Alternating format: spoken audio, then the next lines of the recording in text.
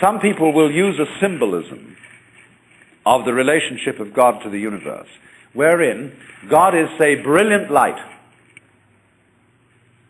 only somehow veiled, hiding underneath all these forms that you see as you look around you. So far, so good. But the truth is funnier than that. It is that you are looking right at the brilliant light now,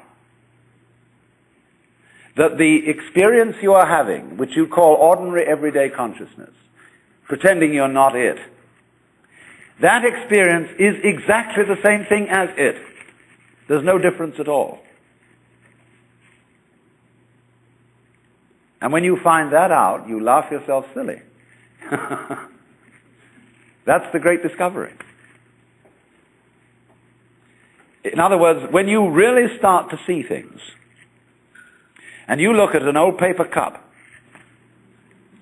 and you go into the nature of what it is to see, what vision is, or what smell is, or what touch is, you realize that that vision of the paper cup is the brilliant light of the cosmos. Nothing could be brighter. 10,000 suns couldn't be brighter. Only they are hidden in the sense that all the points of the infinite light are so tiny when you see them in the cup. They don't blow your eyes out. But it is actually, see, the source of all light is in the eye. If there were no eyes in this world, the sun would not be light. You evoke light out of the universe. In the same way, you, by virtue of having a soft skin, evoke hardness out of wood. Wood is only hard in relation to a soft skin. It's your eardrum that evokes noise out of the air. You, by being this organism, call into being the whole universe of light and color and hardness and heaviness and everything, you see? But in the mythology that we've sold ourselves on during the end of the 19th century, when people discovered how big the universe was, and that we live on a little planet in a solar system on the edge of a galaxy, which is a minor galaxy, everybody thought, we're really unimportant after all. God isn't there and doesn't love us, and nature doesn't give a damn. And we put ourselves down, you see. But actually, it's this little funny microbe, tiny thing, crawling on this little planet that's way out somewhere, who has the ingenuity, by nature of this magnificent organic structure, to evoke the whole universe out of what would otherwise be mere quanta. There's jazz going on. But you see, this little ingenious organism is not merely some stranger in this. This little organism on this little planet is what the whole show is growing there, and so realizing its own presence. Well, now here's the problem. If this is the state of affairs, which is so, and if the consciousness state you are in at this moment is the same thing as what we might call the divine state, if you do anything to make it different, it shows you don't understand that it's so. So the moment you start practicing yoga, or praying, or meditating, or indulging in some sort of spiritual cultivation, you are getting in your own way. The Buddha said, we suffer because we desire. If you can give up desire, you won't suffer.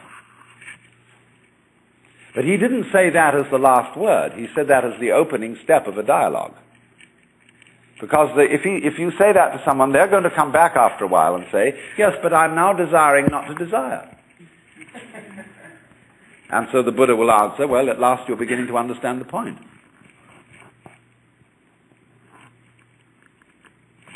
Because you can't give up desire. Why would you try to do that? It's already desire. So in the same way, you say, you ought to be unselfish. or to give up your ego. Let go, relax. Why do you want to do that? Just because it's another way of beating the game, isn't it? But the moment you see you hypothesize that you are different from the universe, you want to get one up on it. But if you try to get one up on the universe, and you're in competition with it, it means you don't understand you are it. You think there's a real difference between self and other. But self, what you call yourself and what you call other, are mutually necessary to each other, like back and front. They're really one. But just as a magnet polarizes itself in north and south, but it's all one magnet, so experience polarizes itself as self and other, but it's all one. So if you try to make the North Pole get the mastery of it, or the South Pole get the mastery of the North Pole, you show you don't know what's going on. A guru or teacher who wants to get this across to somebody, because he knows it himself, and when you know it, you like others to see it too. So what he does is he gets you into being ridiculous harder and more assiduously than usual. In other words, if you are in a contest with the universe, he's going to stir up that contest until it becomes ridiculous.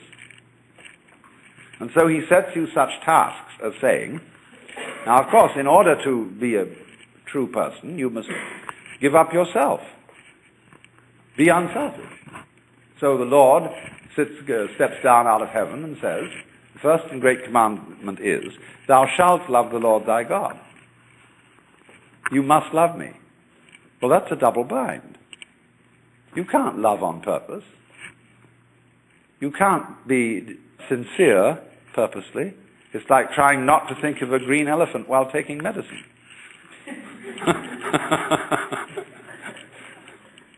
But if a person really tries to do it, so, this is the way Christianity is rigged, you should be very sorry for your sins.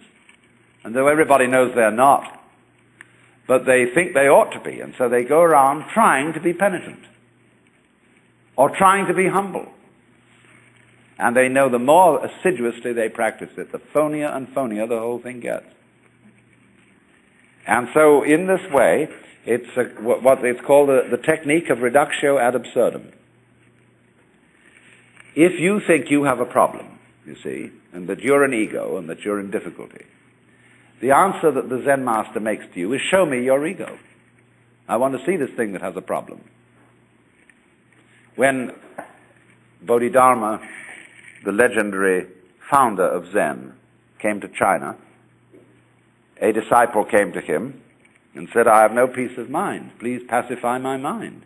And Bodhidharma said, bring out your mind here before me and I'll pacify it.